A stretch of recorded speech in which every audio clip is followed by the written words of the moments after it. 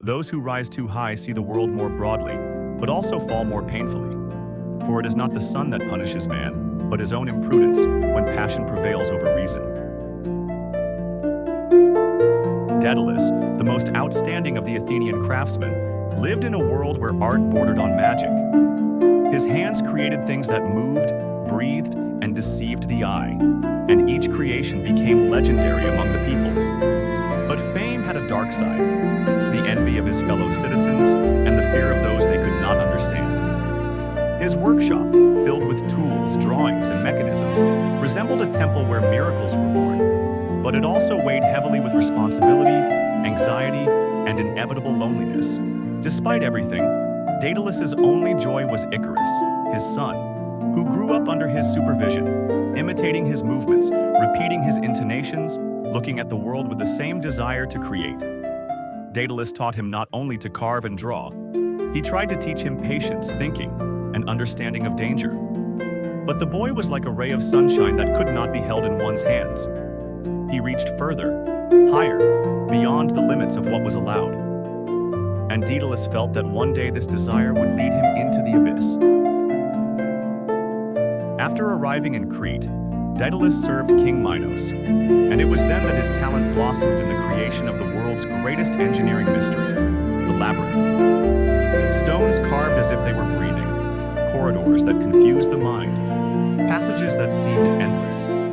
Genius and tragedy intertwined in this creation. Daedalus built it with the pride of a master, but he realized that he was constructing a prison for a living being and a curse for the island. Icarus often watched the construction from afar, admiring the scale of his father's work. He did not understand the burden that Daedalus carried. The boy saw only grandeur, power, and artistry.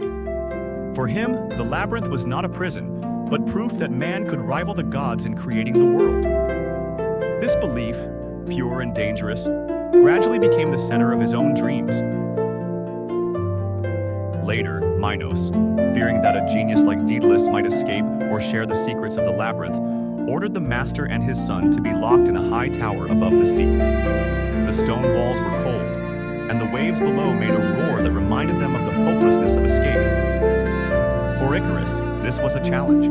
For Daedalus, it was a sentence that proved once again that talent is rarely allowed to go unchained. But, sitting in the shadow of the tower, Daedalus began to search for a way to freedom. No one could escape from the earth, no one from the sea, no one from the labyrinth. But the sky belonged only to the gods. What if humans could also conquer it? And this thought became the first seed of a plan that would change their fate. Daedalus began collecting feathers from every bird that flew past their tower. He joined them together with thin threads, covered them with wax, and formed slender, majestic wings. Every movement of his hands was focused, precise, almost sacred. Icarus watched with excitement, feeling for the first time that his father was creating something not for kings, not for war, but for freedom, their shared freedom. When the first pair of wings was finished, Icarus couldn't resist. He tried them on and felt so light, as if they had become part of his body. His eyes lit up like the waves at dawn. But Daedalus put his hand on his shoulder. The power of wings is a responsibility, not a game, and this lesson would come at a high price. The day of escape had arrived. The sky was clear as polished stone, and the wind was light and friendly. Daedalus patiently instructed Icarus, "Fly moderately, do not touch the sea, do not approach the sun. Stay on course, listen to every movement of your wings." His words sounded like a prayer and a warning at the same time. Icarus nodded, but his heart was burning with passion. He wasn't just going to fly.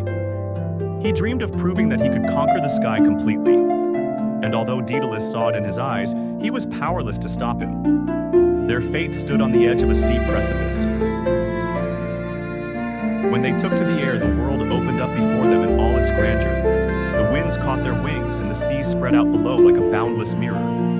Crete shrank into a speck, and Icarus's heart beat faster, feeling the triumph of freedom. Daedalus flew alongside, trying to maintain balance in flight. The air sang, the waves shimmered, the sun touched their wings. Icarus laughed with delight. the kind of laughter that only someone who has experienced boundlessness for the first time can produce. For Daedalus, it was the sweetest and most terrifying sound at the same time. Icarus looked up. Where the sky became a clear fusion of light, he saw something greater than freedom, a challenge, an indescribable temptation to touch the edge where only gods fly. The young man's heart burned, and his wings seemed to pull him higher and higher. Daedalus shouted, begged, "Not higher!" But his voice was lost in the wind. Icarus could no longer hear him. He felt only the trembling in his chest, the sweet carousel of height. It seemed to him that the sun was calling him, that he was born for this flight. The sun became not a friend but a judge. Its heat began to melt the wax on Icarus's wings. At first, he noticed only a slight smell, then several feathers falling, swirling down like golden tears. The boy's heart stopped, but it was too late. The wings lost their shape. The air no longer held them.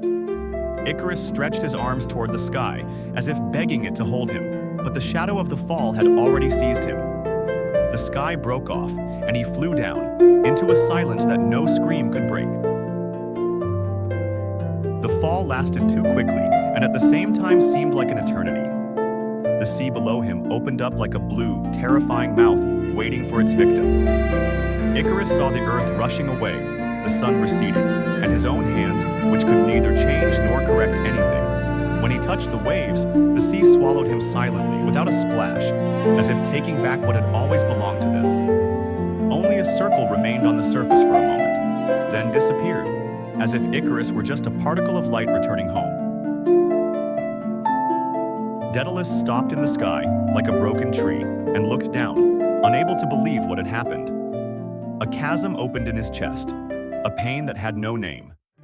The sky that had given them freedom was now the scene of tragedy, and every breath of wind sounded like a reproach. He went down to the shore, searching for Icarus's body, but the sea did not give it up. Only the surface of the water reflected the sun, blinding, cold, relentless. Daedalus fell to his knees, and for the first time in his life, his hands could not create or save anything. He continued on his way, carrying a burden in his heart that no words could express. Every wave reminded him of Icarus's steps. Every gust of wind reminded him of his laughter. Daedalus wandered the world, but found no refuge from his memories.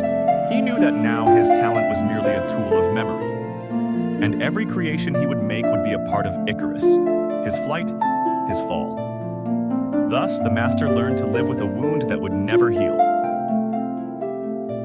Centuries will pass, and people will talk about Icarus as someone who rose above human fear, who tasted the sky closer than any mortal. His fall will become a symbol not of defeat, but of aspiration, because only those who take risks see the world in all its fullness, and Daedalus will remain the one who gave him wings, not for glory, not for pride, but because even in the darkest towers, man is capable of creating freedom. And this myth reminds us, height always has a price, but there are things more precious than the fear of falling.